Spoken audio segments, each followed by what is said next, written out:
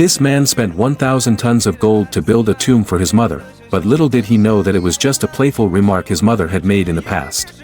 This man named Musaphar Jean, his father kicked him, his mother, and his sister out of their home on a rainy night 10 years ago. Despite his mother's pleas, the family faced the vicious attacks of guard dogs.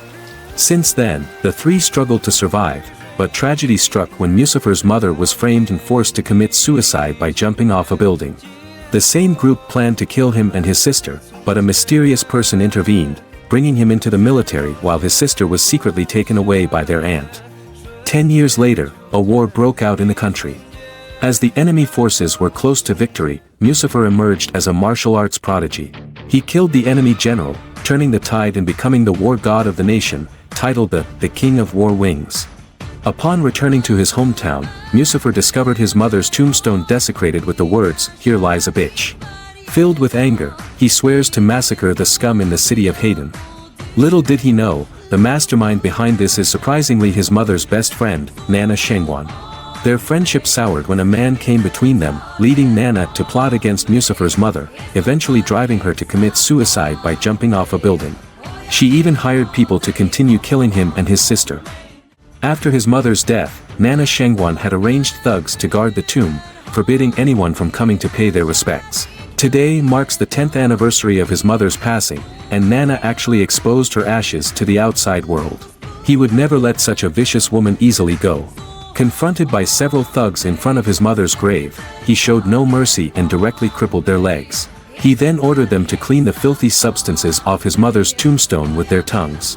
Afterwards, dozens of helicopters arrived, delivering dozens of crates filled with gold to build a golden tomb for his mother.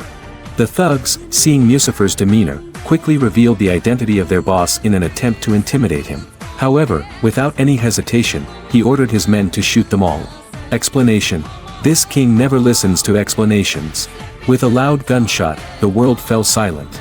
Musaphar remembered that today was the day of Nana's son's engagement. He carried his mother's tombstone and decided to give her a big surprise. At the banquet venue, Musaphar's actions drew the displeasure of the security guards, who demanded that he register at the entrance. They warned that insufficient gifts would result in being thrown out. As they spoke, the security guards moved to inspect his belongings. "You're not important enough to see this. Call Nana out." Musaphar used chopsticks to grip the security guard's hand, causing him to wince in pain and break into a cold sweat. The security guard was terrified. He knew his own punch could easily smash a stone tablet, but now he was being held by two chopsticks. Musaphar simply released his grip on the chopsticks, and the security guard was sent flying. Meanwhile, Henry Chen, Nana's son and Elder Mohan of the Chen family were upstairs watching the scene unfold. Elder Mohan sneered, "He can't even survive one hit from me." At the same time, a group of security guards prepared to surround him.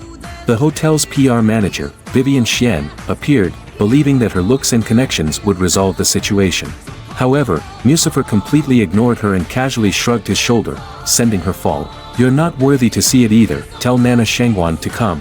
Seeing his woman being humiliated, Mateo Zhao, one of the hotel's shareholders, quickly approached and scolded the captain of the security team. "What am I paying you for? Are you okay, Vivian?" Vivian burst into tears, and Mateo angrily shouted, "Kowtow to Vivian now, then get out." However, Musaphar looked at the hotel and became lost in memories. This place used to be his mother's old residence, where he and his sister once lived happily. Seeing Musaphar ignoring him, Mateo roared, "What are you waiting for, Captain Wang? Kill him." However, Musaphar simply gently placed the tombstone on the ground, causing the earth to crack open. All the security guards fell to the ground, spitting blood. The women in the entire venue were shocked. This man was truly too handsome. At this moment, Elder Mohan had no intention of joining the fight. "This kid has potential. He might be able to withstand my 3 hits. Musaphar saw Mateo trying to escape and directly threw the tombstone to block his path. "Remember what you said just now. Kill me. Since you want to kill me, you must die." Mateo thought Musaphar was just trying to intimidate him and didn't dare to actually kill him. Just then, Henry Chen and Elder Mohan appeared. Seeing their boss, Mateo became even more arrogant. "You brat. Help me up quickly." However, before he could finish speaking, Musaphar stepped on him. Henry trembled in fear when he saw Musaphar's cold gaze, and Elder Mohan hurriedly stepped forward to support him. "Earlier, you could withstand my 3 hits. Now, you have the opportunity to withstand 10. Here's the deal, if you can endure 10 hits without falling, I'll let you go. At this moment, everyone believed that the best outcome for Muzaffar was to surrender directly. However, Muzaffar ignored them, and Elder Mohan launched an attack.